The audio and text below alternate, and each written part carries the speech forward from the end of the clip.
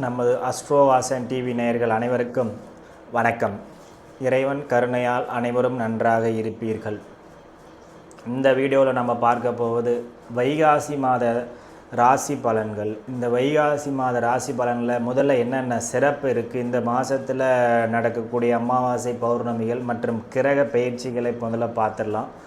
இந்த வைகாசி மாதத்தில் 2 அமாவாசை வருகிறது. அதாவது வைகாசி மாதம் 2ஆம் தேதியும் மற்றும் வைகாசி மாதத்தின் இறுதி நாளான 31ஆம் தேதியும் அமாவாசை 2 தினங்கள் வருகிறது. பௌர்ணமி வைகாசி மாதம் 16ஆம் தேதி பௌர்ணமி வருகிறது. இந்த வைகாசி மாதம் பொதுவாக என்ன ஒரு விசேஷம்னா சிர மாதம், அதாவது நிலையான மாதம். வைகாசி மாதத்தில் சூரியன் ரிஷப ராசியில் சஞ்சரிக்க போகிறார். பொதுவாக இந்த ரிஷப ராசி, அதாவது நில ராசிகளில் சூரியன் சஞ்சரிக்கக்கூடிய இந்த 4 மாதங்கள் தான் விஷ்ணுபதி புண்ணிய காலம் ஆரம்பிக்கக்கூடிய நாள் வைகாசி மாதம் 1ஆம் தேதி.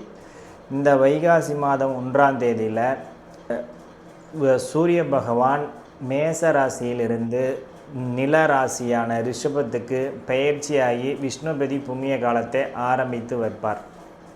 இந்த வைகாசி மாதத்தில் இன்னொரு சிறப்பு என்ன வருதுன்னா, வைகாசி மாதம் 18ஆம் தேதி குரு பகவான் இரவு கடகராசிக்கு பயிற்சி ஆகிறார். இந்த வைகாசி மாதம் 18ஆம் தேதி மிதுன ராசியிலிருந்து கடகராசிக்கு பயிற்சியாகி உச்சமாகிறார். இந்த நிகழ்வு 12 வருடங்களுக்கு ஒரு முறை மட்டுமே குரு உச்சமாகக்கூடிய நிகழ்வு. அவர் வருடம் பயிற்சி ஆனாலும் அவர் உச்ச ராசியான கடகத்துக்கு பயிற்சி ஆகிறது இந்த வருடம் வைகாசி மாதம் 18ஆம் தேதி. இந்த மாதத்தோட சிறப்பு இது. இன்னொரு இது என்னென்னா, இவ்வளோ நாள் நம்மளை அக்னி நட்சத்திரம் நடந்துகிட்டு இருந்தது. அக்னி நட்சத்திரம் வைகாசி மாதம் 14ஆம் தேதியோடு முடியுது. இந்த வைகாசி மாதத்தில் நடக்கக்கூடிய நிகழ்வு. அது மட்டும்தானா அப்படின்னா அப்படி இல்லை.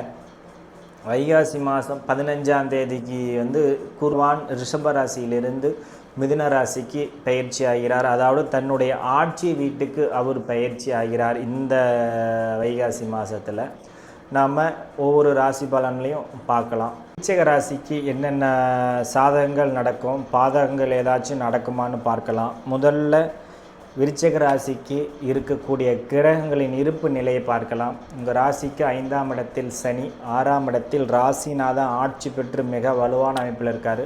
ராசிக்கு 7ஆம் இடத்துல சூரியன் தன்னுடைய நண்பரான புதனுடன் இணைந்து 15 நாள் இருக்க போகிறாரு புத ஆதித்ய யோகத்தில். உங்கள் ராசிக்கு 8ஆம் இடத்துல குரு மற்றும் சுக்கிரன் இந்த இடத்துல பயணிக்க போகிறார்கள்.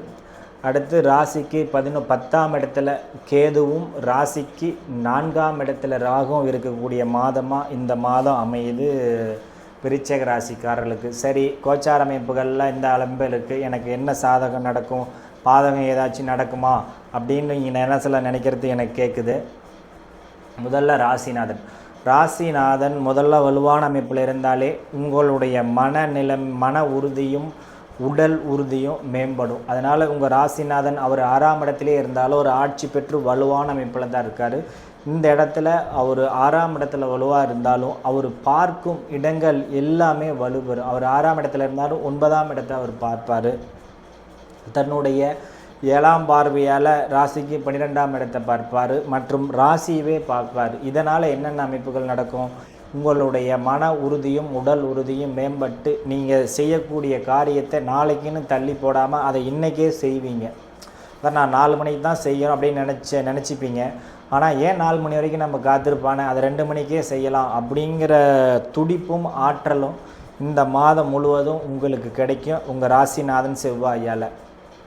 அடுத்து 7ஆம் இடத்தில் இருக்கக்கூடிய சூரியன் இந்த மாதம் முழுவதும் அங்கே இருக்காங்களே, எனக்கு என்னப்பா செய்யும், சூரியன் ராசியை பார்க்குது. அதனால் என்ன ஆகும், சூரியன் ராசியை பார்த்தா சூரியன் ஆத்ம காரகன், அதாவது உங்களுக்கு தன்னம்பிக்கை உங்கள் உயிருக்கு காரகமான சூரியன் ராசியை பார்க்கறதுனால இந்த மாதம் முழுவதுமே புத்துணர்ச்சியாகவும் எனர்ஜியாகவும் உங்களுக்கு நீங்கள் எதையுமே ஒரு 10 அடி தாண்டுறது 20 அடியை தாண்டி துள்ளி குதித்து போவீங்க. ஒரு 50 வயதில் இருக்கக்கூடிய விருச்சிக ராசிக்காரர்களாம் ஒரு 10 வயது இந்த மாதம் உங்களுக்கு குறையுதுன்னு நினச்சிங்க, அந்த அளவுக்கு உங்களுக்கு எனர்ஜி கிடைக்கும் இந்த மாதம் முழுவதும். இந்த மாதம் 15ஆம் தேதி வரைக்கும் ராசிக்கு 7ஆம் இடத்திலே புதன் இருக்கார்.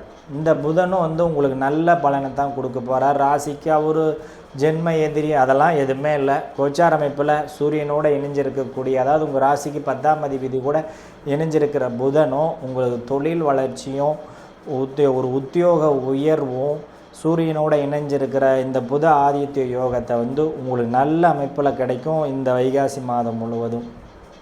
அடுத்து ராசிக்கு 8ஆம் இடத்துல 2 சுபகிரகங்கள் மறைஞ்சிருச்சே என்னை அப்படின்லாம் நினைக்காதீங்க. 8ஆம் இடத்துல மறைஞ்சிருந்தாலும் குரு 18ஆம் தேதிக்கு பிறகு உங்கள் ராசிக்கு 9ஆம் இடமான கடகத்துக்கு உச்சம் பெறுகிறார்.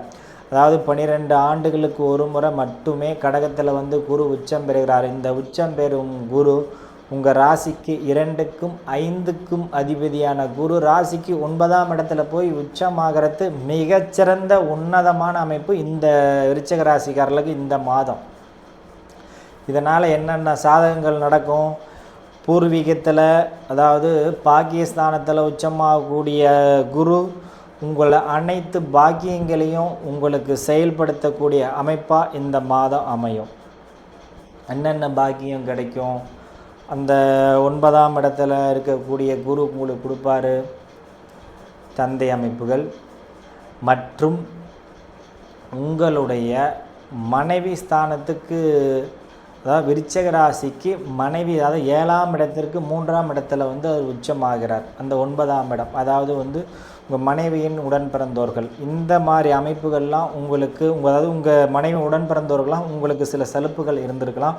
அது எல்லாமே இந்த மாதம் நீங்கி உங்கள் வீட்டில் நடக்கக்கூடிய சுப நிகழ்ச்சிக்கு மனைவியின் உடன் பிறந்தோர்கள்லாம் இன்று உங்கள் வீட்டு அந்த சுப நிகழ்ச்சிக்கு வருவாங்க.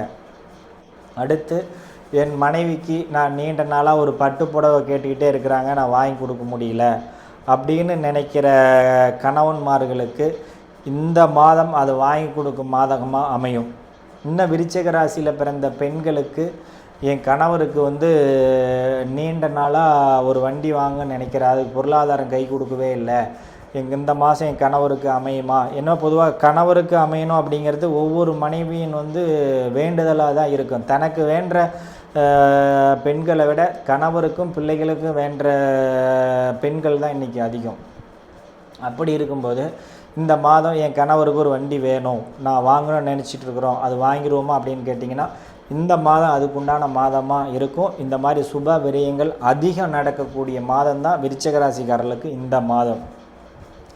இதனால் குடும்பத்தில் ஒற்றுமை அதிகரிக்கும். மனைவிக்கு தேவையானதை கணவனும், கணவனுக்கு தேவையானதை மனைவியும் அன்பால் வாங்கி கொடுத்து பரிமாறிக்கொள்வதால் குடும்ப ஒற்றுமை அதிகரித்து உங்கள் குடும்பத்தில் அடுத்த நிலைமைக்கு நீங்கள் போவீங்க. விருச்சிக ராசிக்காரர்களுக்கு தொழில்நிலை எப்படி இருக்கும்? எல்லாம் சரிப்பா. தொழில்நிலை எப்படி இருக்குன்னு கேட்டிங்கன்னா இந்த மாதம் முழுவதுமே தொழில்நிலை உங்களுக்கு ரொம்ப நல்லா இருக்கும் விருச்சிக ராசிக்காரர்களுக்கு. அது எப்படி? 10ஆம் இடத்துல அவர் கேது தானே இருக்கார். கேது இருந்துட்டு போகிறாரு. உங்களை கேது தொழில் அமைப்புகளில் மிகப்பெரிய கெடுதலாக கொடுத்துருக்க மாட்டார். ஏன்னா 9ஆம் இடத்துக்கு வரக்கூடிய இந்த குரு பகவான் தொழில் ஸ்தானத்தையும் வலுப்படுத்துவார். அது எப்படி வலுப்படுத்துவார்? உங்கள் ராசிக்கு 2ஆம் இடத்தை இப்போ குரு பார்த்துக்கிட்டு இருக்கிறார். அதனால் பொருளாதாரம் நல்லா இருக்கும் இந்த வைகாசி மாதம் முழுவதுமே. ஏன்னா ராசிக்கு 2ஆம் இடத்தை சுக்கிரனும் பார்க்குறாரு, குருவும் பார்த்து நல்ல அமைப்பில் இருக்கார். அதனால் பொருளாதாரம், உங்களுக்கு குடும்பத்துக்கு தேவையான பொருளாதார பண அமைப்புகள் இந்த மாதம் கிடைக்கும். அடுத்து உடல்நிலை. நீண்ட நாளாக உடல்நிலை பிரச்சனை இருந்தவர்களுக்கும் இந்த மாதம் உடல்நிலை பிரச்சனை தீர்ந்து ஒரு நல்ல அமைப்பாக இருக்கும். மருத்துவ செலவுகள்லாம் இந்த மாதம் பெரிதாக இருக்காது. 45 மேற்பட்டவர்களுக்கும் சரி, இளைஞர்களும் சிறு குழந்தைகளுக்கும் சரி இந்த மாதம் நல்ல மாதமாக அமையும். அடுத்து திருமண வாய்ப்பு. எனக்கு நீண்ட நாளாக திருமண பாக்கியம் இல்லாமல் இருக்குது. இந்த பாக்கியத்துக்கு வரக்கூடிய குரு என்ன தருவார்? திருமண பாக்கியத்தையும் கொடுப்பார், புத்திர பாக்கியத்தையும் கொடுப்பார். ஏன்னா அவர் உச்சமாகிறார். அதனால் உங்களுக்கு புத்திர பாக்கியமும் கிடைக்கும், திருமண பாக்கியமும் கிடைக்கும். எனக்கு சந்திராஷ்டம நாள் என்றைக்கு அப்படின்னு கேட்டிங்களா, வைகாசி மாதம் 5 மற்றும் 6 7ஆம் தேதி பின்னில் கொஞ்சம் சந்திராஷ்டமம் இருக்கும். இந்த நாளில் நீங்கள் கவனமாக இருக்கணும். மற்றபடி நல்லா தான் இருக்கும். அடுத்து நீங்கள் வழிபாடு பண்ண வேண்டியது, இந்த மாதம் ஒரு தேய்பிறை பிரதோஷமோ ஒரு வளர்ப்பிறை பிரதோஷமோ இல்லை ஏதாவது ஒரு பிரதோஷத்தில் கூட நீங்கள் கலந்துக்குங்க. இந்த மாதம் இறைவனோட கருணையால் ரொம்ப நல்லா இருப்பீங்க. வாழ்த்துக்கள்.